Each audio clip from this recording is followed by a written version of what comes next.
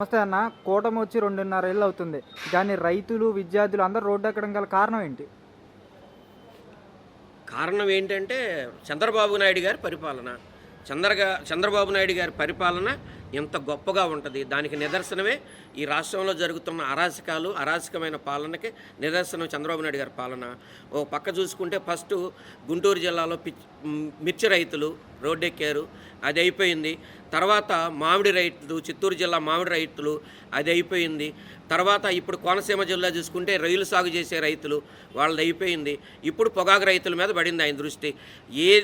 దేనికి కూడా రైతులు పండించే ఏ పంటకు కూడా కనీస ధర లేదు, కనీస మద్దతు ధర లేకపోవటమే రైతులు రోడ్డు ఎక్కడానికి ముఖ్య కారణం.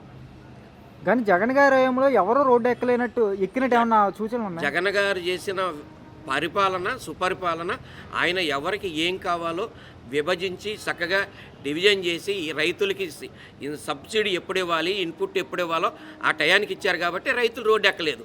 ఇవాళ చంద్రబాబు నాయుడు గారి పాలన అంత మాటల గారడీ తప్పితే ఆయన చేతల గారడీలో ఎక్కడైనా లేదు కదా. మనం 3 సార్లు చూసాం, ఇది 4వసారి కూడా ఈ రైతాంగం కానీ, ఈ రాష్ట్ర ప్రజలు కానీ, ఈ రాష్ట్ర విద్యార్థులు కానీ, ఈ రాష్ట్రంలో అనేక రకమైన సంస్థలు కానీ అన్నీ మోసిపోయినాయి.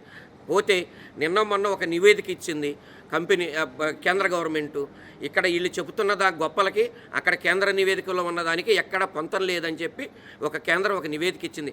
అది పరిశ్రమలో రావటంలో కానీ, లేకపోతే పరిశ్రమలో పోవటంలో కానీ అన్నిటిలో కూడా టోటల్గా విఫలమైన గవర్నమెంట్ అని చెప్పి ఇది నేను చెప్పటం కాదు, లేదా నేనేదో వైఎస్ఆర్సీపీ సానుభూతుడిగా చెప్పటం కాదు, కేంద్రం ఇచ్చిన నివేదిక అన్నమాట ఇది. కానీ నిజంగా జగన్ గారు 5 ఏళ్ళు ఎవరికి ఏ కష్టం లేకుండా చూశారంటే మరి 24లో ఏంటి అంత దారుణంగా ఓడిపోయారు? అది ప్రజలు ఏదో ఇప్పుడు నేను అదే చెప్తా, ఎన్నోసార్లు చెప్పా, మళ్ళీ చెప్తున్నా.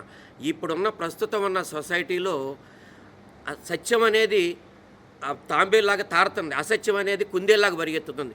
దాని ముందు కొంత జనం ఏదో చేస్తాడు. ఇప్పటికైనా 3 సార్లు ముఖ్యమంత్రి చేశాడు, ఈసారైనా అవసాన దశలో ఉన్నాడు, వయసు వచ్చింది. కనీసం ఈ రాష్ట్ర ప్రజలు, ఆంధ్రప్రదేశ్లో ఉన్న రాష్ట్ర ప్రజల మీద కనీసం మమకారం, కనికారం ఉంటుందేమని చెప్పి ఓట్లేసి గెలిపించారు. కానీ ఆయనకి లేదనేది మరొకసారి రుజువైంది. అందుకే ఈ ప్రజలందరూ ఈ రోడ్డు ఎక్కటం, ప్రజలకి ఇన్ని వ్యవస్థలు. కరోనా మళ్ళీ వచ్చింది అంటున్నారు, ఏంటి ఏమన్నా? మరి కరోనా వస్తే మరి చంద్రబాబు నాయుడు గారు చెప్పారు కదా అప్పుడు 2021, 2022లో నేను ఉంటే కనుక కరోనా వచ్చేది కాదు, నేను ఉంటే నన్ను చూస్తే కరోనా ఆ రాముడు వరిపోద్ది అన్నాడు. మరి ఇప్పుడు కరోనా వచ్చి రాష్ట్రంలో ఆల్రెడీ 50 కేసులు దాటిపోయినాయి.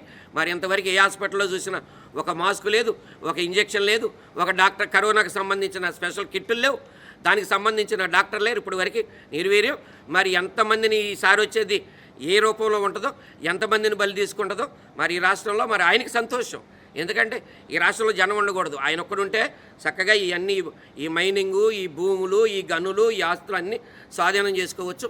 ఆయన కొడుకు, ఆయన ఫ్యామిలీ ఉంటే చాలు. ఈ రాష్ట్రంలో ప్రజానీకం ఉండాల్సిన పని లేదు. దాని మీద కరోనా వ్యాప్తి చెందుతుంది.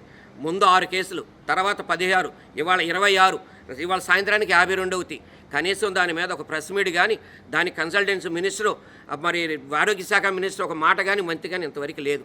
ఏమీ లేదు. అంతా తేలుగుట్టిన దొంగల్లాగా ఎవరి కాళ్ళు దాచుకోవటం, పంచుకోవడం, దాచుకోవడం, ఇదే కొనసాగుతుంది తప్పితే ఈ రాష్ట్రంలో పరిపాలన లేదు, ఉండబోదు ఆయనలో. ఎందుకంటే 3 సార్లు చూసాం, జనం మళ్ళీ మోసపోయారు. సూపర్ 6 అని ఆయన తతకి ఆయన కొడుకు ఒకటి తోడయ్యాడు, ఆయన కొడుక్కి ఇంకొక ప్రశ్నిస్తానన్న పెద్ద మనిషి ఇంకొక ఆయన తోడయ్యాడు. వీళ్ళు ముగ్గురు కలిసి ఎక్కడ ఏది దొరికితే ప్రకృతి వనరుల మొత్తాన్ని దోచుకోవడం, సాయంత్రానికి పంచుకోవడం, ఆ మరుసటి రోజుకు దాచుకోవడం, ఇది తప్పితే ఆంధ్రప్రదేశ్లో పరిపాలన ఎక్కడ లేదు. ఇది సుస్పష్టం, సగటు మనిషికి కూడా తెలుసు. మరి రాబోయే రోజుల్లో 2029లో చంద్రబాబు నాయుడు గారికి ఈ జనం బుద్ధి చెబుతారు. ఇప్పుడు మాట్లాడట్లేదు, ఇప్పుడు ఏం రావట్లేదు అనుకుంటున్నారేమో. మీరు చేసే ఈ రెడ్ బుక్ రాజ్యాంగానికి ఎవడన్నా భయపడి రావట్లేదే కానీ 1 సంవత్సరం ముందు మీ పరిస్థితి వేరుగా ఉంటుంది. అప్పుడు జనం చెప్తారు 2029 వాళ్ళకి ఏం చెప్పాలో. మీకంటే ఆ చంద్రబాబు నాయుడు గారి కంటే, మరి రాజకీయ నాయకుల కంటే కూడా ఓటర్కి బాగా తెలుసు. ఈ రాష్ట్రంలో, ప్రత్యేకంగా ఈ రాష్ట్రంలో తెలుసు. ఎందుకంటే దానికి ఉదాహరణ మొన్న తమిళనాడులో జరిగిన ఎలక్షనే దానికి ప్రతికారం. ఆ రకంగా ఉండి ఇప్పటికైనా మనసు మార్చుకుని 2 సంవత్సరాల టైం ఉంది కాబట్టి ఇప్పుడైనా మీరు పెద్ద మనసు చేసుకుని రాబోయే రోజుల్లో సుపరిపాలన చేయడానికి ప్రయత్నం చేస్తే చరిత్రలో నిలిచిపోతారు. లేకపోతే ఈ దేశ చరిత్రలో అతి చరిత్రహీనమైన ముఖ్యమంత్రిగా చంద్రబాబు నాయుడు గారు లిఖింపబడతారు. ఇది గుర్తుపెట్టుకోవాలి ఇప్పుడైనా చంద్రబాబు నాయుడు గారు.